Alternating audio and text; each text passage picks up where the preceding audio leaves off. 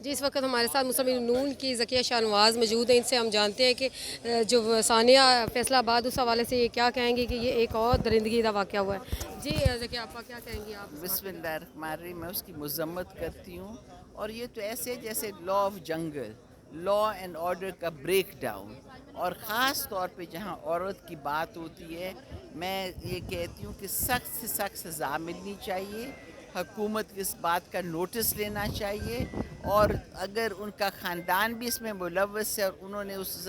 Doctor کے ساتھ یہ زیادتی کی ہے تو اٹس این انفارگیویبل سن، اور اس کو ایسی عبرتناک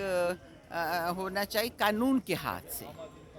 لا شوڈ ٹیک اوور، اور اس کے قانون کے ہاتھ سے ان کو ایسی سزا ملے کہ کسی کی جرت نہ ہو پھر اس طرح کی حرکت کرنے کو۔ مگر یہ پہلی نہیں ہے،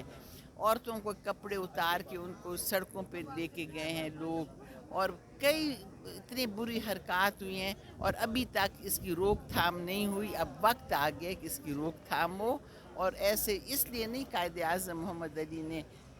جناح صاحب نے پاکستان بنایا، اس لیے بنایا تھا عورت کی عزت اور ایکویلٹی کے لیے۔ یہ نہیں ہے کہ اس کو آپ جوتے کے نیچے رکھیں، یہ تھا کہ اس کو آپ برابری کا رکھیں، برابری کی تعلیم، برابری کا حق، ہر چیز برابری اور عزت، اور عورت کی عزت ہوتے ہوئے ہمارے ملک مسلمان ملک ہے، اس میں اس طرح کی حرکت، میں کہتی ہوں دنیا ہستی ہوگی ہم پہ کہ یہ کیا ہو رہا ہے۔ اس لیے پاکستان بنا تھا، تو اس